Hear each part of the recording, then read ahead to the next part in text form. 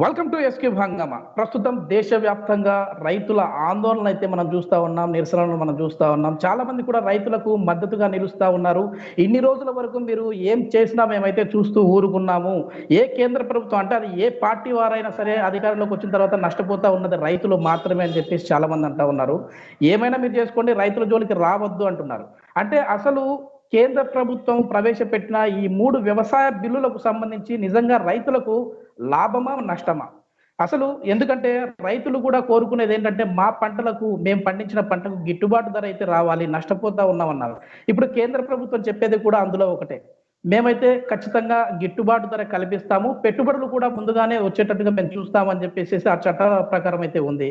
మరి ఎక్కడ రైతులకు నష్టం జరుగుతా ఉంది?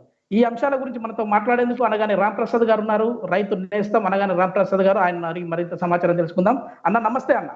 నమస్కారం. అన్న, నిరంతరం రైతుల పక్షాన మాట్లాడుతూ ఉంటారు. మీరు కూడా ఒక రైతు బిడ్డగా ఎప్పుడు రైతు సమస్యలను అయితే ప్రజానికానికి ప్రభుత్వాలకు తెలియజేస్తూ ఉంటారు. ఇక్కడ మనం చూస్తే ఈ 3 చట్టాలలో అంటే వ్యవసాయ స్వేచ్ఛాయుత మార్కెట్ చట్టం ఒకటి, అదేవిధంగా ఒప్పంద వ్యవసాయ చట్టం ఒకటి, తర్వాత నిత్యావసర వస్తువు చట్ట సవరణ ఒకటి 2020కి సంబంధించి.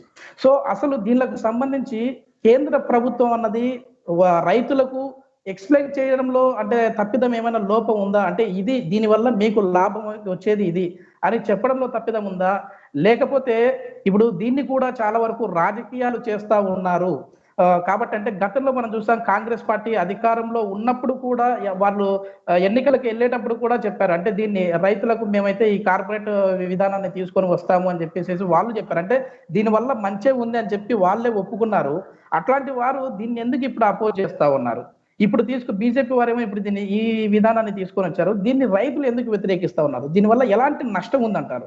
ఇప్పుడు చూస్తే సాయంత్రానికి అందులో ఈ చట్టంలో కొన్ని సవరణలు చేశాము అని చెప్పేసి కేంద్ర ప్రభుత్వం చెప్పింది. దీనికి సంబంధించి రైతు సంఘాలు కూడా కీలక భేటీ కూడా అవుతా ఉన్నట్లుగా తెలుస్తుంది. దానికి సంబంధించి పూర్తి సమాచారం సాయంత్రం అయితే వస్తుంది. సో దీనికి సంబంధించి మీరేమంటారు? అంటే ఎలాంటి నష్టం ఉంటుందంటారు, ఎలాంటి లాభం ఉంటుందంటారు? ముఖ్యంగా నేను చెప్పదలుచుకున్నది ఏంటంటే, ఇప్పుడు ఈ చట్టాలన్నీ కూడా చాలా బాగా చేశారండి. అది సక్రమంగా అమలు జరిగితే రైతుకి అన్ని రకాలుగా అండగా ఉంటది. నేను చట్టాంతో తప్పు పట్టడం లేదు, కానీ ఆ చట్టాలు ఎడ్యుకేషన్ కరెక్ట్ గా జరగట్లేదు. ఇదే చట్టాలు మన దేశంలో కాకుండా ఇంకెక్కడన్నా అయితే పర్ఫెక్ట్ గా 100% న్యాయం జరుగుతుంది రైతులకి. ఎందుకంటే అక్కడ లా అండ్ ఆర్డర్ కరెక్ట్ గా ఉంటది కాబట్టి. మన దేశంలో అది లేదు కాబట్టి, ఆ లోపం ఉంది కాబట్టి అనేక రకాలైనటువంటి అనుమానాలకి దారి తీస్తుంది. ఒకటి, మీరు చట్టం నెంబర్ 1 ఒకటి చెప్పండి ఒకసారి. వ్యవసాయ స్వేచ్ఛ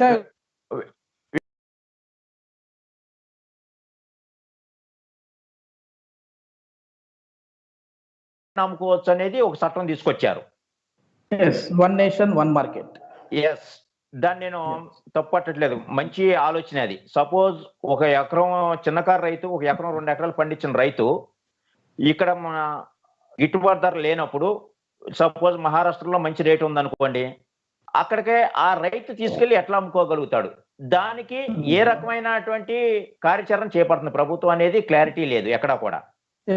వీటన్నిటికీ కూడా చిన్నకారు రైతులే ఉంటారు.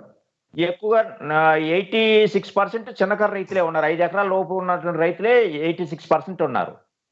వీళ్ళందరూ వీటికి పూర్తి సమస్యకు పరిష్కారం కూడా నేను చెబుతాను. ఇప్పుడు ఇది లోపం ఇలా జరుగుతుంది అన్నది. ఈ రైతులకి న్యాయం చేసే పరిస్థితి ఎక్కడ కనిపించలేదు. ఇక్కడ చిన్నకారు రైతు ఎక్కడో రేటు ఉన్న చోట ఎలా అమ్ముకోగలుగుతారు? వాడు ట్రాన్స్పోర్ట్ కానీ ఇది కానీ లేదు.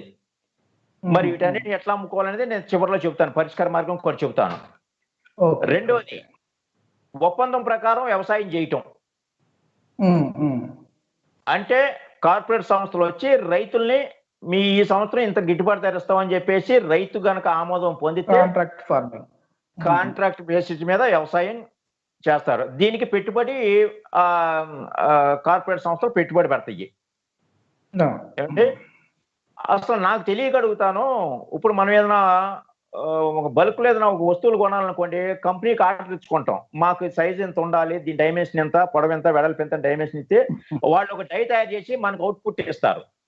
దానికి తగ్గ రేటుకి మనం బౌండ్ అయి ఉంటాం కాబట్టి మనం కొంటాం. అది డై ద్వారా వచ్చే ప్రోడక్ట్ కాబట్టి 100% క్వాలిటీ ఉంటది కాబట్టి మనం తీసుకుంటాం శాంపుల్ పీస్ ను చూసి. కానీ వ్యవసాయం అలా కాదు. వ్యవసాయం ఎప్పుడూ కూడా ప్రకృతి మీద ఆధారపడి ఉంటది. ఒక కార్పొరేట్ సంస్థ పెట్టుబడి పెట్టి రైతులకి వ్యవసాయం చేపిస్తుందంటే రైతులు పెట్టుబడి పెట్టి వాళ్ళు కూడా ఏదో ఒక లాభం ఆశిస్తే చేస్తారు. ఎవరు చేసినాక లాభం కోసం చేస్తారు. ఇందులో నో డౌట్ ఎట్ ఆల్. నేను చెప్పేది ఏంటంటే, సపోజ్ ప్రకృతి వైపరీత్యం వల్ల పంట దెబ్బతింది. మరి ఆ అగ్రిమెంట్ అప్పుడు రైతుకి ఇచ్చినటువంటి అగ్రిమెంట్ చెల్లుబాటు అవుతుందా? ఈ అగ్రిమెంట్ల మధ్య విభేదాలు ఏమైనా ఉంటే న్యాయం చేయాల్సింది ఎవరు? ఎంఆర్ఓ, ఆర్డీఓ, మన జిల్లా కలెక్టర్లు గారు. వీళ్ళు కార్పొరేట్ సంస్థలకి వాళ్ళకి న్యాయం చేస్తాయి తప్పించి ఒక సామాన్యమైన రైతుకి, చిన్నకారు రైతుకి న్యాయం చేసే ప్రక్రియ మన దేశంలో ఉందా? లేదు. అది కాకుండా కొన్ని ఐటమ్స్ నిల్వ ఉండటానికి ఉపయోగం లేదు, టైం ఉండదు, నిల్వ చేయడానికి కుదరదు. అది టమాటో కానీ లేకపోతే ఆకుకూరలు కానీ ఇవి ఉంటాయి. వాటిని కార్పొరేట్ సంస్థలు చెప్పిన రేటుకే కొనాలంటే ఎట్లా కుదురుతుంది? అది అప్పటికప్పుడు సేల్ అయిపోవాలి, అవి మార్కెట్కి వెళ్ళిపోవాలి. మరి వాళ్ళు రేటు తగ్గించేస్తే అప్పుడు రైతు ఎక్కడైనా పెట్టి కూర్చుంటాడు? లేదు, వేరే రాష్ట్రానికి తీసుకెళ్లి రైతు అమ్ముకోవాలని చెప్పి తీసుకెళ్తాడు. అక్కడికి ఆ రేటు కొనలేదనుకోండి, మళ్ళీ ట్రాన్స్పోర్ట్ ఖర్చు లాసే కదా. వీటన్నిటికీ పరిష్కార మార్గం తర్వాత చెప్తాను. మూడోది నిత్యావసర వస్తువుల చట్టం, సవరణ చట్టం. నిత్యావసర వస్తువుల సవరణ చట్టం కింద ఇప్పటి వరకు కూడా ప్రభుత్వం అన్ని ధాన్యాలనే స్టోర్ చేస్తుంది. ఇప్పుడు ఈ చట్టం ద్వారా 4 ఐటెంలో ఎన్నో తీసేసింది. 1 ఉల్లిపాయలు, 2 బంగాళదుంపలు, 3 నూనెలు, పప్పు ధాన్యాలు. వీటిని స్టోర్ చేసి ప్రభుత్వం హ్యాండ్ ఓవర్ నుంచి తప్పించేసింది అనమాట. ఈ చట్టం ద్వారా బయటికి తీసుకుని. అంటే ఈ 4 ఐటమ్స్ ఏవైతే ఉన్నాయో అవి కార్పొరేట్ సంస్థల చేతిలోకి వెళ్ళిపోతున్నాయి. వాళ్ళు ఏం చేస్తారు? తక్కువ ధరకి రైతు దగ్గర కొని వాటిని స్టోర్ చేసి ఈ కార్పొరేట్ సంస్థలందరూ ఒకటి కూడా రేపు అవసరం అయితే కార్పొరేట్ సంస్థలు ఒకటి అవుతారు, రైతులు ఒకటి కాలేరు. అందరికీ యూనిటీ ఉంది కానీ రైతులో యూనిటీ లేదు. నేను చెప్పదలుచుకున్నది అది. కార్పొరేట్ ఇప్పుడు యూనిటీ లేకుంటే ఈ విధంగా జరుగుతుంది అంటారా? ఢిల్లీలో మనం చూస్తా ఉన్నాం, ఇక్కడ చూస్తా ఉన్నాం. అది కూడా చెబుతారండి. వాళ్ళు యూనిటీగా తయారయ్యి అవసరం అయితే రేటును పెంచి ఆ స్టోర్ చేసినటువంటి ఈ ఉల్లిపాయ కానీ బంగాళదుంప ఇవన్నీ కూడా మార్కెట్లో తీసుకొస్తారు, ఎక్కువ రేటుకి తీసుకొస్తారు. అప్పుడు వినియోగదారుల మీద బడ్జెట్ పడుతుంది.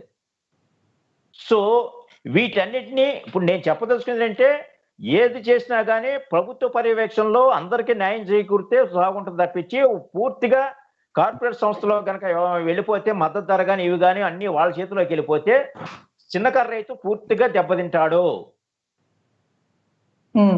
ఇది నా యొక్క ఆలోచన. అందులో చట్టాల్లో చాలా రకాలుగా చేశారు.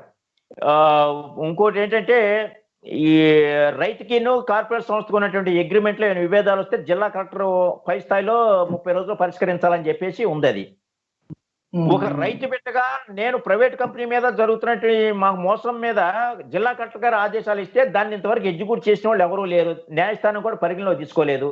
రేపు రైతు ఎక్కడికి వెళ్ళాలి? మళ్ళీ ఈ చట్టంలో న్యాయస్థానం జోక్యం కాకూడదని కూడా ఉంది. ఇవన్నీ జోక్యం కాకుండా ఉండాలండి అంటే ఈ కార్పొరేట్ సంస్థల తాకిడికి రైతు ఎలా తట్టుకోగలుగుతారు? ఒకవేళ అన్యాయం జరిగితే, రైతుకి కార్పొరేట్ సంస్థకి మధ్య విభేదాలు జరిగితే రైతుకి న్యాయం జరుగుతుందని ఏ రకంగా వీళ్ళు ఈ చట్టాలు భరోసా కలిగించగలిగితే రైతులకి? ఇప్పుడు మనకు కాంట్రాక్ట్ ఫార్మింగ్ గురించి మనం మాట్లాడితే, కాంట్రాక్ట్ ఫార్మింగ్ గురించి అంటే ఇప్పుడు ఏ పంట పండించాలో అన్నది ఈ కార్పొరేట్ సంస్థల వాళ్ళే నిర్ణయిస్తారా? మీరు ఈ సంవత్సరం ఈ పంటలు వేయండి, దానికి సంబంధించి ఈ పెట్టుబడులు మేము ఇస్తాము, ఈ రసాయనాలు వాడండి అని మొత్తం వాళ్ళే చూసుకుంటారా? పెట్టుబడులు వాళ్ళే ఇస్తారా? నాకు తెలిసి పంట కంట్రోల్లో కూడా ఉంటే చాలా బాగుంటుందని నా యొక్క అభిప్రాయం. ఎందుకంటే ఈ సంవత్సరం మామూలుగా ఇప్పుడు వరకు ఏం జరుగుతుంది? ఈ సంవత్సరం మినిమం బాగా రేటు ఉందనుకోండి, వచ్చే సంవత్సరం అందరూ మినిమం వేస్తున్నారు, రేటు డౌన్ అయిపోతుంది. సపోజ్ నేను అనేది అంటే పంట కూడా కంట్రోల్ ఉండాలి. సపోజ్ 1000 ఎకరాలు ఉందనుకోండి, 200 ఎకరాలు 200 ఎకరాలు అట్లా డిఫరెన్షియేట్ చేసి అన్నిటినీ ఆహాదాలను సమకూలంగా ఉండే విధంగా చేస్తే వ్యవసాయం అనేది రేట్ అనేది కంట్రోల్లో ఉంటుందని నా యొక్క అభిప్రాయం. ఇది మొత్తం అందరూ ఒకటే వేయకోకుండా ఇట్లా కార్పొరేట్ సంస్థల్లో ప్రభుత్వ అధికారంతో సహకారంతో కనుక కంట్రోల్ చేయగలిగితే పంటల్ని, అది కేసీఆర్ గారు ప్రవేశపెట్టారని చెప్పేసి విన్నాను. అది మరి నేను ఆంధ్రలో ఉంటాను కాబట్టి అది క్షేత్రస్థాయిలో ఎంతవరకు అమలు జరుగుతుందో నాకు తెలియదు. సో ఆ విధానం చాలా మంచిదని నా యొక్క అభిప్రాయం. ఇప్పుడు ఇందులో రాజకీయ కోణం గురించి మనం మాట్లాడితే, అంటే ఇప్పుడు మొన్నటి వరకు కూడా ఈ చట్టం అంటే ఇది బిల్లు ఈ చట్ట రూపంకి ఆ బిల్లు చట్ట రూపంకి రావడానికి సరైన మద్దతు అయితే బీజేపీకి లేకపోయినప్పటికీ ఇక్కడ టీడీపీ వైఎస్ఆర్ కాంగ్రెస్ పార్టీలకు ఉన్న ఎంపీలు కూడా అక్కడ మద్దతు తెలిపినట్టుగా తెలుస్తా ఉంది. కానీ ఇక్కడ చూస్తే టీడీపీ మాత్రం ఇప్పుడు మళ్ళీ లేదు అని యూటర్న్ తీసుకున్నట్లుగా మనకు కనపడతా ఉంది. కాంగ్రెస్ పార్టీ అంటే ముందు నుంచి అపోజ్ చేస్తూ వచ్చింది. అంటే గత ఎన్నికల సమయం గురించి నేను అప్పుడు మాట్లాడితే వాళ్ళు ఖచ్చితంగా కావాలి, మేము అధికారంలోకి వస్తే ఇదే చేస్తాము అని చెప్పేసి అన్నారు. అంటే రైతుకు నష్టం జరగదు కాబట్టి ఈ నిర్ణయం తీసుకుంటామని చెప్పారు. అలాంటి వారు ఇప్పుడు ఎందుకు దీన్ని వ్యతిరేకిస్తా ఉన్నారు? అంటే రైతులు ధర్నాలకు దిగారు కాబట్టి ఈ విధంగా జరుగుతుంది అనుకోవచ్చు. మీకు క్లియర్ గా చెప్తానండి. మాకు ఆంధ్ర రాష్ట్రంలో రాజధాని విషయంలో రైతుల దగ్గర నుంచి 29,000 మంది రైతుల దగ్గర నుంచి 33,000 ఎకరాల భూమి తీసుకొని సిఆర్డిఏ చట్టం చేశారు గత ప్రభుత్వం, తెలుగుదేశం ప్రభుత్వం. ఆ చట్టాన్ని ఇప్పుడు రద్దు చేసింది వైఎస్ఆర్సీపీ ప్రభుత్వం. నష్టపోయింది రైతులేగా. ఇప్పుడు ఈ బీజేపీ చట్టం చేసినా కానీ రేపు కాంగ్రెస్ ప్రభుత్వం లేదా ఇంకోటి వస్తే రద్దు చేయకూడదని గ్యారంటీ ఎక్కడ ఉంది? ఇప్పుడు మేము కళ్ళెదురుగా చూస్తున్నాం కదా. ఈ రాజకీయ నాయకులు అంటారా, అసలు వ్యవసాయ రంగం రైతులు నష్టపోయేది ఏంటంటే ప్రకృతి శాపం వలన కాదు, పాలకుల పాపం వల్లనే. ఇప్పుడు రైతుల్లో ఒక అవేర్నెస్ వచ్చి వీళ్ళు పోరాడుతున్నారు కాబట్టి ఈ పార్టీలు కూడా గోడ మీద పిల్లిలాగా ఇప్పుడు రాజకీయం చేస్తున్నాయి తప్పించి, ఈ కార్పొరేట్ చేతుల్లోకి వెళ్తే కార్పొరేట్ చేతులు ఎవరి చేతిలో ఉంటాయి? రాజకీయ నాయకుల చేతిలో ఉంటాయి. వాళ్ళ పిల్లలు, వాళ్ళ బామ్మర్దులు, వాళ్ళ చుట్టాల్లో ఉంటారు. వాళ్ళు బాగుపడతానని తప్పించి రైతుకు 100% న్యాయం చేసే దిశ ఎక్కడ ఉంది? ఈ కార్యాచరణ ఎవరైనా చేపడుతున్నారా? ఇంకొక ఎగ్జాంపుల్, గత ప్రభుత్వం చంద్రబాబు నాయుడు గారే 33 లక్షల మందికి రుణమాఫీ విషయంలో 5 విడతలుగా చెల్లిస్తామని చెప్పి 3 విడతలుగా చెల్లించి 4-5 విడతలు చెల్లించలేదు. అంటే ప్రభుత్వమే బాండిచ్చి మోసం చేసింది. మరి దాన్ని ఇంతవరకు ఎవరు ప్రశ్నించలేదు. ఇప్పుడు అధికార పార్టీ ఉన్నటువంటి జగన్మోహన్ రెడ్డి గారు ప్రశ్నించట్లేదు, అటు పవన్ కళ్యాణ్ గారు ప్రశ్నించట్లేదు, బీజేపీ ప్రశ్నించట్లేదు. అంటే ఇక్కడ ఏం జరుగుతుంది? ఏ ప్రభుత్వం అయినా ఏ పార్టీ అయినా సరే రైతులను అడ్డం పెట్టుకుని రాజకీయం చేస్తున్నారు తప్పించి పూర్తి న్యాయం చేసే దిశగా ఎవరు ఆలోచన చేయట్లేదు. అసలు ప్రభుత్వం బాండ్ నుంచి మోసం చేయటం అంటే ఎంత దారుణమైన విషయం ఇది. దీని మీద ఎవరైనా కార్యాచరణ చేపట్టారా? చేపట్టలేదు. ఓకే ఓకే ఇప్పుడు మనం ఈ 3 చట్టాలకు సంబంధించి మన లాభ నష్టాల గురించి మాట్లాడితే, అంటే వ్యవసాయ స్వేచ్ఛాయుత మార్కెట్ కి సంబంధించి ఎక్కడైనా సరే రైతు వెళ్ళేసి వారి పండించిన పంటల్ని అమ్ముకోవచ్చు. అంటే వన్ నేషన్ వన్ మార్కెట్ అన్నట్టుగా ఉంది. సో దీంట్లో అంటే లాభం ఏంటి, నష్టం ఏంటి? మనం అయితే చిన్న కారు రైతులు అయితే నష్టపోతా ఉన్నారు. వాళ్ళు పండించే 2-3 ఎకరాలు ఎక్కడికో వెళ్ళేసి అమ్ముకోవడం అయితే కష్టమైతా ఉంది. మరి దీనికి ఇందాక మీరు చెప్పేటప్పుడు ఏమన్నారంటే దీని సొల్యూషన్ కూడా నేను చెప్తాను అని చెప్పేసి అన్నారు. దాని గురించి మాట్లాడండి. మన జేడి లక్ష్మీనారాయణ గారు జేడి ఫౌండేషన్ ద్వారా గుంటూరు జిల్లా యాజ్లీ గ్రామంలో ఫార్మర్ ప్రొడ్యూస్ ఆర్గనైజేషన్ అని చెప్పి ఒకటి స్థాపించారు. రైతుల్ని ఒక సంఘటితం చేసి ఒక సంస్థను స్థాపించారు. అక్కడ ఒక ఎఫ్పిఓని స్థాపించారు. అక్కడ ఏం జరుగుతుందంటే ఆ ఎఫ్పిఓ సంస్థ ద్వారా పురుగు మందులు, ఎరువులు, ఈ వ్యవసాయ పనిముట్లు ఏవైతే ఉన్నాయో అవన్నీ కూడా హోల్సేల్ రేట్లకి ఎక్కడైతే అంటే ప్రొడక్ట్ ఎక్కడైతే తయారు చేస్తున్నారో అట్లా అక్కడి నుంచి తీసుకొని డైరెక్ట్ గా తక్కువ రేట్లకే రైతులకు అందిస్తున్నాం ఆ సంస్థ, ఎఫ్పిఓ సంస్థ. అట్లాగే రైతు పండించిన పంటలో ఆ సంస్థలు ఎవరైతే ఉన్నారో రైతులందరూ కూడా ఆ రైతులు పండించిన పంట, సపోజ్ ధాన్యం ఇవాళ 1,200 రూపాయలు అమ్మింది అనుకోండి, ధాన్యం ఇవాళ రేటు 1,400 రూపాయలకే ఎఫ్పిఓ సంస్థ తీసేసుకోండి. ఇమీడియట్ గా స్పాట్ లో తీసేసుకుని 1,400 రూపాయలు ఇచ్చేసేస్తుంది రైతుకి. ఆ 100 రూపాయలు సర్వీస్ ఛార్జెస్ కింద ఉంచుకుంటది. సపోజ్ ఈ సంస్థ ఏం చేస్తుందంటే రేటు ఎక్కడుంటే అక్కడ, లేదా నెల రోజుల తర్వాత 2 నెలల తర్వాత ఆ డిమాండ్ ని బట్టి, సపోజ్ ఒక నెల రోజుల తర్వాత 2,000 రూపాయలకి అమ్మింది అనుకోండి బస్తా, ఈ 2,000 రూపాయలకి ఆ సంస్థ, ఎఫ్పిఓ సంస్థ లిఫ్ట్ చేసేస్తుంది, అమ్మేసేస్తుంది. ఆ వచ్చిన 500 లాభం ఏదైతే ఉందో మళ్ళీ తిరిగి రైతులకు ఇచ్చేస్తుంది అనమాట. అంటే సన్నకారు రైతులకి ఇబ్బంది పడాల్సిన అవసరం లేదు, ఎక్కడికో తీసుకెళ్లి అమ్ముకోవాల్సినంత అవసరం లేదు. మళ్ళీ పెట్టుబడికి డబ్బులు అందినట్లుగా ఉంటుంది, వచ్చిన ఆదాయంలో కూడా షేర్ ఉంటుంది. మొత్తం ఆ సంస్థ చూసుకుంటది. ఇప్పుడు ఈ కార్పొరేట్ సంస్థలు ఏవైతే ఉన్నాయో ఈ సంస్థలు ఇండివిజువల్ గా రైతులకు ఇచ్చేయటం కంటే కూడా ఇట్లా ఎఫ్పిఓ సంస్థను స్థాపించి ఆ సంస్థగా పెట్టుబడి పెట్టి వాటి ద్వారా రైతులకు న్యాయం చేస్తే ఒక పరిష్కారం అనేది నా యొక్క ఆలోచన. ఇండివిజువల్ రైతు కంటే కూడా ఒక కమిటీ వేసి కేంద్ర ప్రభుత్వం ఆ యాజ్లీ గ్రామంలో ఏం జరుగుతుంది అనేది రైతులను అడిగితే బెటర్ గా ఉంటది. నేను అనేది అది. ఓకే. ఓకే. అంటే ఇక్కడ mini mini mini market yards ఉన్నాయి కదా! ఇప్పుడున్న విధానంలో మనం చూసుకుంటే ఎంఎస్‌లు, ఏపీఎంసీలు గూడా ఇట్లా అంటే దీనికి సంబంధించి అదే కోవకు సంబంధించిందా ఇప్పుడు జేడీ గారు స్థాపించింది? ఇక్కడ ఉన్న మార్కెట్ యార్డ్‌లు ఉన్నాయి గానీ, జేడీ గారు స్థాపించిన ఎఫ్‌పిఓకినే వీటికి బోలెడంత తేడా ఉంది. నక్కకి, నాగలోకానికి ఉన్నంత తేడా ఉంది. సో, హ్మ్. హ్మ్. ఈ ధాన్యం స్టోర్ చేసుకోవడానికి మార్కెట్ యార్డ్‌ని ఉపయోగించుకోవచ్చు గానీ, ఈ మార్కెట్ యార్డ్‌ని ఉపయోగించుకొని వీటిని ఎఫ్‌పిఓ సంస్థలాగా కన్వర్ట్ చేసుకుంటే, ఓకే. Convert okay. చేసుకొని ఈ కార్పొరేట్ సంస్థలు ఏమన్నా ఉంటే రైతుకి పెట్టుబడి పెట్టే విధంగా ఈ పురుగు మందులు అవును. కావచ్చు, లేతే వ్యవసాయం కావచ్చు, ఈ ట్రాక్టర్లు కావచ్చు, అదే. వ్యవసాయం చేయడానికి ఏదైనా సరే ఆ ఎఫ్‌పిఓ హ్మ్. సంస్థకి హ్మ్. పెట్టి పెట్టుబడి పెట్టి అక్కడ ఉన్నటువంటి రైతులందరినీ కూడా ఎఫ్‌పిఓ సంస్థలో భాగస్వాములను ఇప్పుడు చేసినట్టయితే నిజంగానే ఇప్పుడు వచ్చే ఆదాయంలో వీళ్ళకి ఇస్తున్నారా? ఏది మీకు ఇప్పుడు చెప్పాను కదా వీళ్ళకు ఒక ఎఫ్‌పిఓ సంస్థలో మీకు చెబుతున్నాను వాస్తవం చెప్తాను. ఎఫ్‌పిఓ సంస్థలో ఒక ధాన్యం బస్తా ఈ రోజు మార్కెట్ రేట్ 1500 ఉందంటే రైతుకి ఇమ్మీడియేట్ గా 1400 తీసేసుకుంటారు. సుమారుగా మీకు అర్థం అవడం కోసం చెబుతున్నాను అది. ఈ రూ. 100 యెస్. యెస్. సర్వీస్ చార్జెస్ కింద పెడుతున్నారు. యెస్. పెట్టి రేపు ఒక నెల రోజుల తర్వాత లేదా మార్కెట్ ఎక్కడ బాగుంటే అక్కడ ఈ సంస్థ లిఫ్ట్ చేసేస్తది. సపోజ్ రూ. 2000 అమ్మేసింది అనుకోండి. అంటే హ్మ్. హ్మ్. ఈ పై వచ్చిన లాభం కూడా మళ్ళీ తిరిగి ఎఫ్‌పిఓ సంస్థ రైతులకే ఇచ్చేస్తుంది. అదే దీనివల్ల నేను రైతు చెప్తున్నాను. నష్టపోవట్లేదు కదా! నేను అడిగేది ఇదే అండి. ఏంటంటే ఇప్పుడు దాని మీద వచ్చే ఆదాయం రైతులకే చెందుతుందా ఇప్పుడు? Already yes. ఇంకా రన్నింగ్‌లో ఉందా ఇది? ఉంది ఇప్పుడు రన్నింగ్ లో ఉంది. ఓకే. ఓకే. అంటే గుంటూరు గుంటూరు ఓకే. జిల్లాలో యాస్టీ గ్రామంలో జేడీ లక్ష్మీనారాయణ గారి సారథ్యంలో జేడీ ఫౌండేషన్ ద్వారా స్థాపించబడినట్టు ఒక ప్రయోగాత్మకంగా ఓకే. నిర్మించారు ఓకే. అది. ఓకే. సూపర్. అక్కడ సూపర్. గనక వెళ్లి ఒక కమిటీ గనక వేసి అక్కడ చూసుకుంటే గనక ప్రభుత్వం గనక పర్యవేక్షిస్తే అందులో యెస్. Merits, yes. డీమెరిట్స్ చూసి చేస్తే బెటర్‌గా ఉంటదని నా యొక్క ఆలోచన అది. 100 100% చాలా చాలా మంచిగా ఉంది. ఇప్పుడు మనకు నెక్స్ట్ ఇప్పుడు మీరు చెప్పారు అంటే దీనికి సంబంధించి అయితే చాలా క్లారిటీ ఇచ్చారు. ఓకే. అంటే వ్యవసాయ స్వేచ్ఛాయుత మార్కెట్ చట్టంలో కూడా ఈ విధంగా మనం తీసుకొని రావచ్చు అని చెప్పేసి మీరన్నారు. మరి కాంట్రాక్ట్ ఫార్మింగ్‌కి సంబంధించి చూస్తే దీనికి సంబంధించి లోటుపాట్ల గురించి మనం మాట్లాడాము. దీంట్లో ఎలాంటి సవరణలు జరగాలంటారు? కాంట్రాక్ట్ ఫార్మింగులో చట్టాలు ఎంత చేసినా గాని సక్రమంగా అమలు జరుగుతాయనే నమ్మకం లేదు. ఇప్పుడున్నటువంటి మనది ఎందుకంటే వ్యవస్థ బాగోలేదు కాబట్టి. హ్మ్. సో, హ్మ్. దీన్ని కూడా ఏది చేసినా గాని ప్రభుత్వ పర్యవేక్షణలో ఉండాలి. ఒక భయం అనేది ఉండాలి. కార్పొరేట్ సంస్థలు కూడా ఒక భయం అనేది ఉండాలి. అదే అవును. ఇతర దేశాల్లో అయితే అట్లా అన్యాయం జరగడానికి లేదు. తప్పు చేయాలంటే భయపడతారు ఇతర దేశాల్లో అయితే. మన దేశంలో స్వేచ్ఛ. ఎవరు ఏం తప్పు చేసినా గాని లీగల్‌గా న్యాయపరమైన చర్యలు కూడా అంత సకాలంలో అందట్లేదు కాబట్టి ఇక్కడ ఏదైనా చెల్లుబాటు అవుతుంది. సో, ఆ ఉద్దేశంలో రైతులు నష్టపోవడానికి అవకాశం ఉంది. సపోజ్ ఇప్పుడు మన దేశంలో విద్యా, వైద్యం ప్రభుత్వం చూడాల్సినటువంటి బాధ్యత ఇతర దేశాల లాగా. కానీ చూస్తుందా? అయన్నీ విద్యా, వైద్యం 2 ప్రైవేటీకరణ అయిపోయినాయి. మరి సామాన్యుడికి ఏమైనా అందుబాటులో ఉందా విద్యా, వైద్యం? హ్మ్. పోనీ హ్మ్. ప్రభుత్వం ఏమైనా కంట్రోల్ చేయగలుగుతుందా? ఇదిగో విద్యకి ఈ ఈ రేట్ కన్నా ఎక్కువ పెట్టకూడదు. మీరు ఫీజులు వసూలు చేయకూడదు.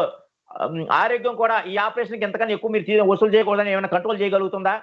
లేదు. హ్మ్. మరి అలాంటప్పుడు ఉన్న వాటినే కంట్రోల్ చేయలేనప్పుడు ఇప్పుడు కొత్తగా చట్టం చేసి వ్యవసాయ రంగాన్ని ఈ మార్పులు రైతులను ఏ రకంగా నమ్మించి రైతులు భరోసా ఇవ్వగలుగుతారు ఈ ప్రభుత్వం? నేననేది సక్రమంగా అమలు జరిగితే బాగుంటది. నేను కాదని అంటలేదు.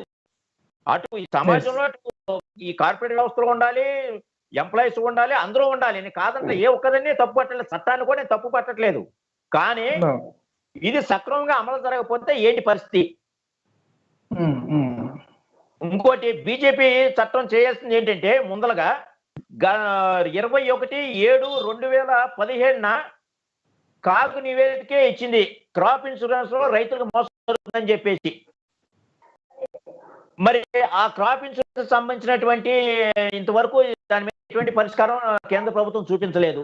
ఇలాంటివన్నీ హ్మ్. పరిష్కరించుకోకుండా ఇవాళ చేస్తే ఎంతవరకు ఈ చట్టం చేయటం వల్ల ఎంతవరకు లాభం చేకూరుతుంది రైతుకి? ఇప్పుడు పంట అనేది గాలిలో దీపం లాంటిది. పెట్టుబడి పెట్టిన యెస్. కార్పొరేట్ సంస్థ నష్టపోతారు, రైతు నష్టపోతారు.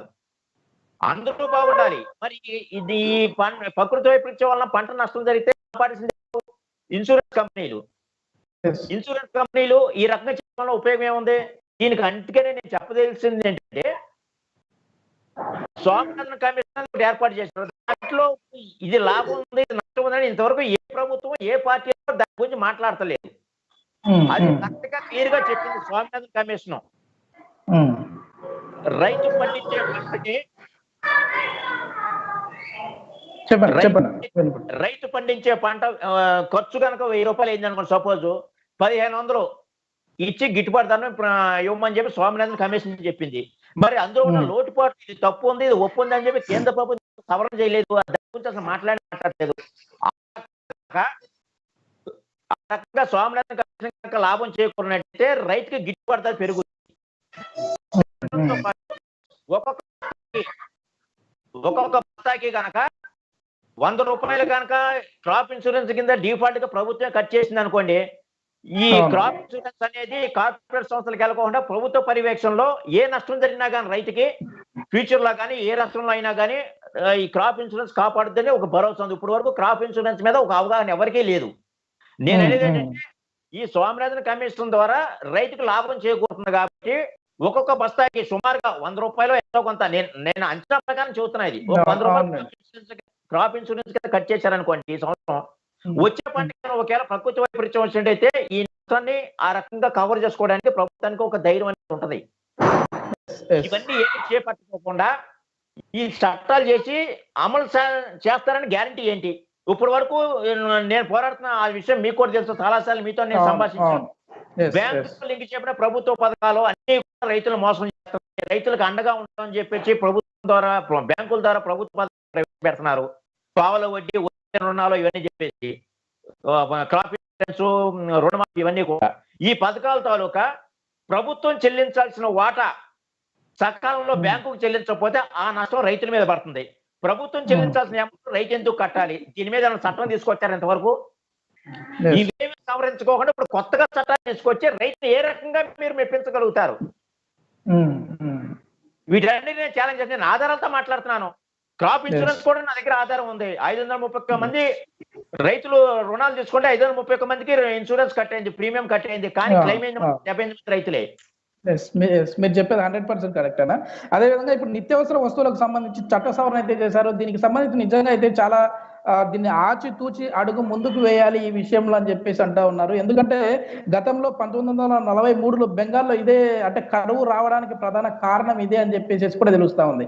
ఎందుకంటే నిదానంగా కార్పొరేట్ సంస్థలకు ఇది వెళ్ళిపోతా ఉంది. తర్వాత ఆ డిమాండ్ సప్లై అన్నది వారి చేతిలోనే ఉంటుంది. అంటే ఏ వస్తువుకి డిమాండ్ ఉంటుందో ఆ వస్తువును ఎక్కువ స్టాక్ నింపుకున్నారు అని అంటే మళ్ళీ మనం అమ్మేటప్పుడు డబుల్ ప్రైస్ తో అమ్ముకోవచ్చు అన్న విధంగా కూడా ఉంటుంది ఈ చట్టంలో. సో దీన్ని ఎలా అధిగమించవచ్చు అంటారు మీరు? దీన్ని ఏం చేయాలంటే, ఇప్పుడు మన దేశంలో ఉన్న దౌర్భాగ్యం ఏంటంటే 100% ఆహార ధాన్యాన్ని నిల్వ ఉంచాలంటే మన దగ్గర 8% కన్నా ఎక్కువ ఇది లేదు, గోడౌన్స్ కానీ ఏవన్నా కానీ స్టోరేజ్.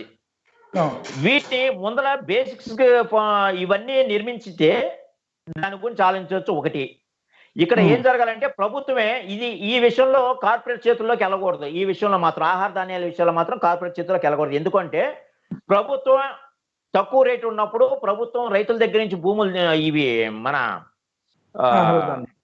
ఆహార ధాన్యాలు తీసుకొని స్టోర్ చేసి పెట్టుకొని ఎప్పుడైతే డిమాండ్ ఉంటుందో అప్పుడు ఈ స్టోర్ చేసినటువంటి ధాన్యాన్ని బయటికి తీసుకొచ్చి వినియోగదారుడికి కనుక చేస్తే రేట్ బ్యాలెన్స్డ్ గా ఉంటుంది, హెచ్చు తగ్గులు లేకోకుండా వినియోగదారుడు కూడా న్యాయం జరుగుద్ది. అట్లా కాకోకుండా అందుబాటులో ఉంటది. అట్లా కానీ కార్పొరేట్ సంస్థలకు వెళ్ళి అనుకోండి, వాళ్ళు డిమాండ్ చేసి మరీ అమ్ముతారు వాళ్ళు. ఇప్పుడు ఈ చట్ట ప్రకారం ఉల్లిపాయ, బంగాళదుంప, నూనెలు, పప్పు ధాన్యాలు ఈ గవర్నమెంట్ హ్యాండ్ ఓవర్ లో లేకుండా కార్పొరేట్ సంస్థలకి ఇస్తున్నామని చెప్పి చట్టం చేశారు. ఇక వాళ్ళ ఇష్టం, వాళ్ళు ఎంతకైనా అమ్ముకుంటారు వాళ్ళు. దాన్ని ఎలా కంట్రోల్ చేయాలి? దీని మీద నీకు ఇది ఏమైపోతుందంటే అన్న, నిదానంగా మనం చూస్తే, అంటే గతంలో మనం చూసాము జియో సిమ్ కు సంబంధించి ఉచితం ఉచితం ఉచితం అని చెప్పేసి ఫ్రీగా ఇచ్చారు. తర్వాత ఏమైపోయింది, వాళ్ళు చెప్పిన అమౌంట్ కు మనం రీఛార్జ్ చేసి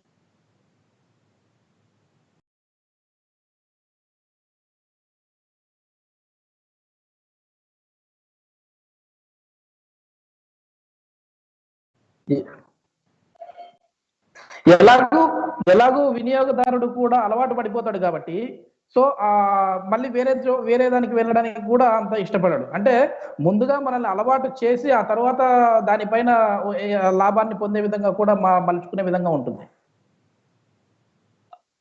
అసలు మనకి ముందర మన దేశ దౌర్భాగ్యం ఏంటంటే లా అండ్ ఆర్డర్ కరెక్ట్ గా లేదండి.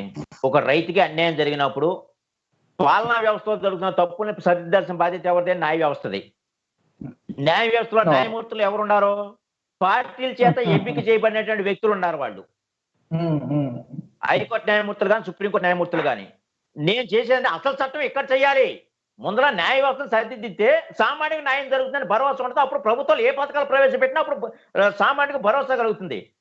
న్యాయ వ్యవస్థ న్యాయమూర్తుల ఎంపిక ఒక కాంపిటేటివ్ ఎగ్జామ్ ద్వారానే ఒక ఐఏఎస్ ఐపీఎస్ ఎలా సెలెక్ట్ అవుతారో అట్లాగే వీళ్ళు కూడా న్యాయమూర్తులు కూడా అలాగే సెలెక్ట్ అవ్వాలని చెప్పేసి ఒక చట్టం తీసుకొచ్చిన తర్వాత వీళ్ళు ఏ కార్యాచరణ చేపట్టినా కానీ సామాన్యుడికి భరోసా ఉంటది. అట్లా చేయకోకుండా దీని గురించి మనం ఆల్రెడీ గత ఇంటర్వ్యూలో చేసామన్నా. ఇప్పుడు కేవలం మనం రైతుకు సంబంధించి అసలు ఈ చట్టాలకు సంబంధించి మాట్లాడదాము. అంటే ఈ 3 చట్టాలకు సంబంధించి ఎలాంటి లోపాలు లేవు, దీని గురించి ఎవరైనా సరే లైవ్ డిబేట్ కి రండి, ఫేస్ టు ఫేస్ నేను మాట్లాడడానికి రెడీగా ఉన్నాను, అసలు మొగతనం ఉందా మీకు దీని గురించి మాట్లాడడానికని తెలంగాణకు సంబంధించిన బీజేపీ ఎంపీ అరవింద్ గారు అయితే ధర్మపురి అరవింద్ గారు చెప్పారు. అంటే దీంట్లో ఎలాంటి మార్పులు లేవు, ఏం చేసే విధంగా లేదు, ఇదంతా మంచిగానే ఉంది అని చెప్పేసి ఇంత ధీమా వ్యక్తం చేస్తా ఉన్నారు. మీలాంటి వారేమో దీంట్లో కూడా లోపాలు ఉన్నాయి, దీన్ని సవరించుకోవాలి అని చెప్పేసి అంటా ఉన్నారు. సో అరవింద్ గారికి ఏం చెప్తారు? అంటే మామూలుగా ఒక సామాన్య రైతు బిడ్డగా మీరేమంటారు ఒక రైతుగా? ఇప్పుడు రాజకీయ నాయకులు ఎప్పుడూ కూడా అసలు వ్యవస్థలో తప్పు ఎక్కడ ఉందంటే మన స్థాయికి మనం డబ్బులు తీసుకుని ఓటేస్తున్నాం, మనది మన తప్పు కాదని ప్రతివాడు భావిస్తున్నాడు కాబట్టి డబ్బు తీసుకుని ఓటేస్తున్నారు కాబట్టి రాజకీయ నాయకులు వాళ్ళకి ఎన్ని అవకాశాలు ఉన్నాయో ఆ అవకాశాల కోసం వాళ్ళు అన్ని రకాలుగా చట్టాలు చేసుకుంటున్నారు. సో అది పక్కన పెడితే గ్రౌండ్ రియాలిటీ తెలుసా? ఇప్పుడు ఆయన మన టిఆర్ఎస్ ఎమ్మెల్యే ఎంపీల మీద ఛాలెంజ్ చేశారు, మగతనం ఉందా మీకు అని చెప్పేసి. మన ధర్మపురి అరవింద్ గారిని మీ మగతనాలు తేల్చుకోవడానికి కాదండి ప్రజలు మిమ్మల్ని పార్లమెంట్ పంపించింది, ప్రజల యొక్క సమస్యను పరిష్కారం చేస్తారని చెప్పేసి. నేను మాట్లాడుతాను, గత కొన్ని దశాబ్దాలుగా ప్రభుత్వం చేసినటువంటి ప్రభుత్వ పథకాలు కానీ ఇవన్నీ కూడా సక్రమంగా అమలు జరగట్లేదు. బ్యాంకుతో లింక్ చేయడం ప్రభుత్వ పథకాలు అన్ని మోసం, నా దగ్గర ఆధారాలు ఉన్నాయి. ప్రభుత్వ పథకాల విషయంలో ప్రభుత్వం చెల్లించాల్సిన వాటా ప్రభుత్వం చెల్లించకపోతే ఆ నష్టం రైతుల మీద పడుతుంది, నా దగ్గర ఆధారాలు ఉన్నాయి. మీకు నిజంగా అంత ధైర్యం ఉంటే మీరు మాట్లాడిన మాట మేము మాట్లాడలేము, ఒక ఎంపీగా మీరు మాట్లాడవచ్చు, మీరు ఇమేజ్ కోసం మేము మీకు నిజంగా ధైర్యం ఉంటే, రైతుల పట్ల అంత ప్రేమ ఉంటే అసలు ప్రభుత్వం చెల్లించాల్సిన డబ్బు రైతు ఎందుకు కట్టాలని చెప్పేసి నరేంద్ర మోడీ గారి దృష్టికి వెళ్ళి మీరు ఒక చట్టాన్ని తీసుకురండి. ఎందుకంటే వ్యవసాయం అనేది రాష్ట్ర బడ్జెట్, అది కేంద్రం పాలిస్తుంది, కేంద్రం చేతిలో ఉంది. అది బ్యాంకు రుణాలు కానీ లేదంటే ఇన్సూరెన్స్ కానీ మద్దతు ధర కానీ అన్నీ ఉన్నాయి. సో మీరు ఎంపీగా ఉన్నారు కాబట్టి అక్కడ చట్టం చేయండి ఈ ప్రభుత్వ పథకాల మీద. ఇంకా అనేక రకాలుగా క్రాప్ ఇన్సూరెన్స్ లో 21/7/2017 తేదీన మన కాగు నివేదిక ఇచ్చింది, ఈ క్రాప్ ఇన్సూరెన్స్ వలన రైతులు నష్టపోతున్నారని చెప్పేసి. దాని మీద మీరు ఏం సూచించారు? మీరు దాని మీద పరిష్కార మార్గం సూచించారా? మీరు అక్కడ మాట్లాడండి. ఇక్కడ ఈ రాష్ట్రంలో ఉన్న వాళ్ళు ఎందుకు, మీరు కేంద్ర ప్రభుత్వంలో మీరేగా ఉన్నది, మీరు మాట్లాడండి అక్కడ ఉంటే. అట్లాగే న్యాయమూర్తి కూడా ఇట్లా కాంపిటేటివ్ ఎగ్జామ్ దొరాలని చెప్పి ఒక చట్టం తీసుకురండి. మీ ఛాలెంజ్ ఆ రకంగా నిరూపించండి మీరు. లేదంటే రండి చర్చమే, నేను చర్చకి సిద్ధమే. ఇప్పుడు వరకు చేసినటువంటి పథకాల విషయంలో కానీ ప్రభుత్వం ఏం చెబుతుంది, ఏం చేసినా ఇప్పుడు వరకు వీటిని ఆధారాలతో నేను చూపిస్తాను. మీరు దీని మీద చర్చకి సిద్ధమా? ఇప్పటి వరకు విద్యా వైద్యంలో ఎట్లా ఉందనేది అందరికీ తెలిసిందే. మరి దీని మీద ఏం పరిష్కారం చూపిస్తారు మీరు? ఏ చర్చకి సిద్ధం? రండి, ఏ మీడియాకి రమ్మంటే ఆ మీడియాకి వస్తా నేను. మీరు ఉన్న తప్పుల్ని తెలుసుకోకుండా బీజేపీ గురించి నేను చెప్పేదంటే చట్టాలు చేయాలనుకున్నారు, అందులో చాలా మందికి చాలా రకాల డౌట్లు ఉన్నాయి. వాటిని సవరించుకోకుండా ఆ తప్పులు తెలుసుకొని దాన్ని ఎట్లా సవరించాలని ప్రయత్నం చేయకోకుండా మీరు మగోళ్ళు అయితే రండి అంటే మగతనం చూపించడం కోసం సవరించే ప్రయత్నం కూడా చేస్తా ఉన్నాం. ఇప్పుడు కేంద్ర ప్రభుత్వము సవరించే ప్రయత్నం కూడా చేసింది, దాంట్లో కొన్ని మార్పులు తీసుకొని వచ్చింది. అది రైతులకి ఎంతవరకు ఆమోదయోగ్యంగా ఉంటుందో కూడా మనకు తెలిసే విధంగా ఉంటుంది. ఇప్పుడు మీరేంటంటే బీజేపీ గురించి మాట్లాడారంటే కేంద్రంలో వాళ్ళే ఉన్నారు, మరి ఎందుకు ఇట్లాంటి వాటిలో ఇలాంటి అవకతవకలు జరుగుతూ ఉన్నాయి అని చెప్పేసి అన్నారు. ఇప్పుడు కేంద్ర ప్రభుత్వానికి మద్దతుగా జనసేన పార్టీ కూడా ఉంది. ఇప్పుడు మనం చూస్తే అంటే చాలా వరకు ఇది ఎక్కువగా అంటే ఈ అంశం అన్నది లైమ్ లైట్ లోకి చాలా వరకు ఇప్పుడు వస్తా ఉంది. కానీ పవన్ కళ్యాణ్ గారు మాత్రం గత 4 రోజుల నుంచి కూడా ఆయన తుఫాన్ వల్ల నష్టపోయిన పంట పొలాలలో ఆయన తిరుగుతూ అక్కడ ఇంత డిమాండ్ చేశారు. ఒక 35,000 రూపాయలు అయితే నష్టపరిహారం అందించాలి అని చెప్పేసి డిమాండ్ చేశారు. మరి పవన్ కళ్యాణ్ గారు ఈ విషయంలో కేంద్రం దృష్టికి తీసుకొని వెళ్ళి ఇక్కడ రాష్ట్ర ప్రభుత్వాల పరిధిలో ఎంతవరకు ఉంటుంది, కేంద్ర ప్రభుత్వం పరిధిలో ఎంతవరకు ఉంటుంది అనేది మనకు తెలుసు. మరి ఇది కేంద్ర ప్రభుత్వాన్ని, అదే విధంగా నష్టపోయిన వారికి ఇన్సూరెన్స్ నుంచి, అంటే రాష్ట్ర ప్రభుత్వం ఇచ్చేది నిజంగా చూసుకుంటే మనకు చాలా తక్కువ, ఆ ఇన్సూరెన్స్ నుంచి రాబట్టాలి అన్నది మాత్రం ఎందుకు చెప్పలేకపోతా ఉన్నారంటారు? పవన్ కళ్యాణ్ గారు ఎవరితో మిత్రపక్షంగా ఉన్నా కానీ వాళ్ళు చేసే తప్పుని ప్రశ్నించట్లేదు ఎప్పుడు కూడా. గత ప్రభుత్వం మీకు రెండు పాయింట్లు చెబుతాను. తెలుగుదేశం ప్రభుత్వంలో అధికారంలో ఉన్నప్పుడు మిత్రపక్షంగా ఉన్నప్పుడు అప్పుడు రాజధాని భూమి విషయంలో ఓన్లీ గవర్నమెంట్ భూమిలో 1500 ఎకరాలు చాలు, మాకు ప్రైవేట్ భూమి 1 సెంటు కూడా తీసుకోమని చెప్పి నాకు చంద్రబాబు నాయుడు గారు చెప్పారు. తెలుగుదేశం పార్టీ వాళ్ళు చెప్పారని చెప్పేసి ఆయనే చెప్పారు. మరి 33,000 ఎకరాలు పండించే భూముల్ని రైతుల దగ్గర తీసుకున్నప్పుడు ఎందుకు మాట్లాడలేదు? ఇలాంటి చాలా ఉన్నాయి. ఒక్కటి కాదు ఆయన చెప్పినది. ఎవరితో మిత్రపక్షంగా ఉంటారో వాళ్ళు చేసే ఏది కూడా పవన్ కళ్యాణ్ గారు ప్రశ్నించరు. ఇప్పుడు ఈ మొన్న తుఫాను బాధితులను పరామర్శించడానికి వచ్చారు. చంద్రబాబు నాయుడు గారు రావట్లేదు. ఎందుకంటే చంద్రబాబు నాయుడు గారు బయటకు వస్తే ఆ కార్యవర్గం మొత్తం కూడా వైసీపీలోకి వేరే పార్టీలోకి వెళ్ళిపోయారు కాబట్టి, అక్కడ క్యాడర్ లేదు కాబట్టి చంద్రబాబు నాయుడు గారు వస్తే ఫెయిల్ అవుతారని చెప్పేసి ఆయన స్థానంలో ఈయన వచ్చినట్టు ఉంది తప్పించి, నిజంగా పవన్ కళ్యాణ్ గారు ప్రశ్నించేది అంటే 33 లక్షల మందికి రుణమాఫీ విషయంలో రైతులకి బాండ్ ఇచ్చి మోసం చేసిన గత ప్రభుత్వం దాని మీద ప్రశ్నించలేదు. ఇప్పుడు ఈ చట్టాలు చేసినటువంటి కేంద్ర ప్రభుత్వం విషయంలోనూ ప్రశ్నించలేదు. ఈ పథకాల విషయంలో అనేక ఆధారాలు ఉన్నాయి, నా దగ్గర నన్ను కల్పించండి బాబు అంటే వాళ్ళు ఎవరు పక్కన కల్పించట్లేదు. ఎందుకంటే ఆయన ప్రశ్నిస్తానయ్యే ప్రశ్నించలేదు. ఒక ప్రత్యేక హోదా విషయం కానీ, పోలవరం విషయంలో కానీ వీటిలోనే ప్రశ్నించలేదు. అవే ప్రశ్నించలేకపోతున్నాం. ఇప్పుడు రాంప్రసాద్ అనే సమస్య మనం తీసుకుంటే ఇది ప్రశ్నించకపోతే మళ్ళీ మీడియాలో వీడు ఎక్కుతాడు, మళ్ళీ ఎందుకు అలరని చెప్పేసి నన్ను దగ్గర రానివ్వట్లేదేమో. మరి రైతు ఈ రకంగా రోడ్డు ఎక్కి ధర్నా చేస్తుంటే ఇది తప్పు, ఇది ఒప్పు సూచించాలి కదా పవన్ కళ్యాణ్ గారు. ఎందుకు సూచించట్లేదు? ప్రశ్నించడం కోసం పెట్టారా? పబ్బం గడుపుకోవడానికి కోసం పార్టీ పెట్టారా? ఈ మాత్రం ప్రశ్నించడానికి ఎన్జిఓ అయితే సరిపోతుంది కదా, జనసేన పార్టీ అనేది ఎందుకు? మరి చంద్రబాబు నాయుడు గారిని ఆ రోజున ప్రశ్నించలేదు అనేక విషయాల్లో. మరి అమరావతి విషయంలో జరుగుతున్న విషయంలో కానీ, ఏదైనా సరే టెంపరీ బిల్డింగ్లు కట్టినప్పుడు కానీ ఏది ప్రశ్నించలేదు. అప్పుడు చివరిలో మళ్ళీ రివర్స్ అయ్యారు. ఇప్పుడు అదే బీజేపీతో మిత్రపక్షంగా ఉన్నారు. మళ్ళీ రేపు ఎలక్షన్ రివర్స్ అవుతారేమో. మళ్ళీ ఆయన మిత్రపక్షంగా ఉండి అన్నింటినీ తాకట్టు పెట్టేశారు. ఆంధ్ర రాష్ట్రం విషయం సంబంధించినటువంటి ప్రత్యేక హోదా కావచ్చు, రైల్వే జోన్ కావచ్చు, మరి పోలవరం విషయం కావచ్చు, ఏదైనా సరే.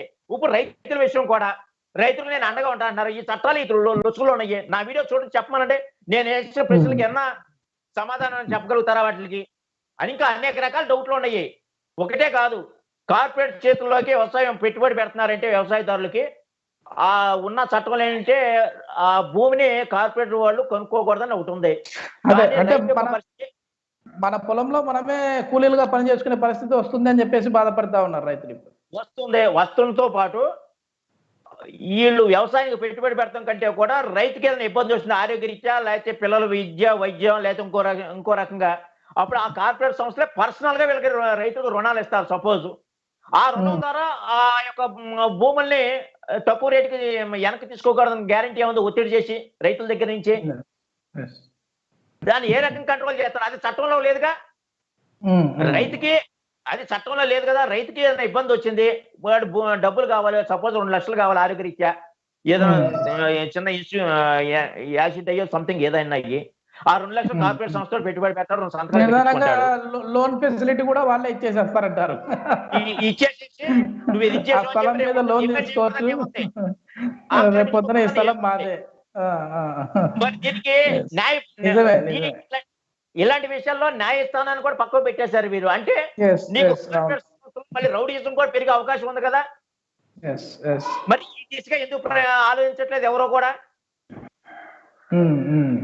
ఈ చట్టాలన్నీ కూడా మన దేశంలో అమలు జరగవు. ఇప్పటి వరకు నేను చూశాను, ప్రభుత్వ పథకాలే రైతులు మోసం చేస్తున్నాయి. మరి అలాంటిది వేరే దేశంలో అయితే 100% న్యాయం జరుగుతుంది. ఎందుకంటే అక్కడ లా అండ్ ఆర్డర్ బాగుంటుంది కాబట్టి. మన దేశంలో అది లేదు.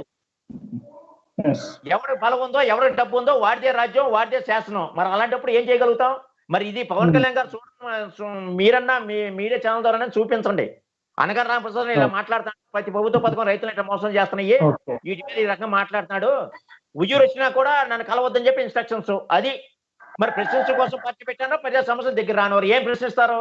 ఈ మాత్రం ప్రశ్నించడానికి మన పార్టీ ఎందుకు ఎన్జిఓ పెట్టుకోవచ్చుగా, ఇష్టం వచ్చినప్పుడు పెట్టి రావచ్చు, లేనప్పుడు ఫామ్ హౌస్ లో కూర్చోవచ్చు.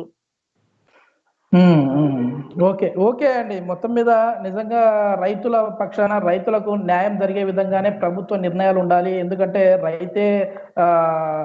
రైతే రాజుగా ఉండాలి అని చెప్పేసి మనం కలలు కంటా ఉన్నారు. ఎప్పటి నుంచో ఈ మాట అయితే అంటా ఉన్నారు. కానీ రైతు రాజుగా కాకుండా రైతును రైతులాగన్నా బతకనివ్వండి చాలు అని చెప్పేసి ఇప్పుడు రైతులు రోడ్ల మీదకి వచ్చి కన్నీళ్లు పెట్టుకుంటా ఉన్నారు. మాకు రాజు ఈ పీఠాలు అవసరం లేదు. చివరిగా చెప్పండి. ఇప్పుడు కార్పొరేట్ చేతుల్లోకి వ్యవసాయం వాళ్ళు పెట్టుబడి పెడతారంటున్నారు.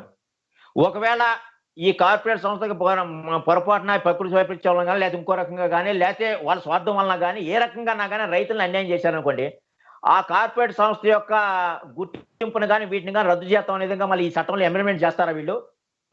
అప్పుడు కార్పొరేట్ సంస్థకు భయం ఉంటది కదా, మనం మోసం చేయకూడదు. మరి అట్లా చేయగలుగుతారా? అట్లా రైతు దగ్గర నుంచి అయితే అగ్రిమెంట్ తీసుకుంటారు కదా, వాళ్ళు కూడా అగ్రిమెంట్ ఇస్తారా? కార్పొరేట్ సంస్థ కూడా రైతుకి అగ్రిమెంట్ ఇస్తారా? ఏ రకంగా ఇస్తారు?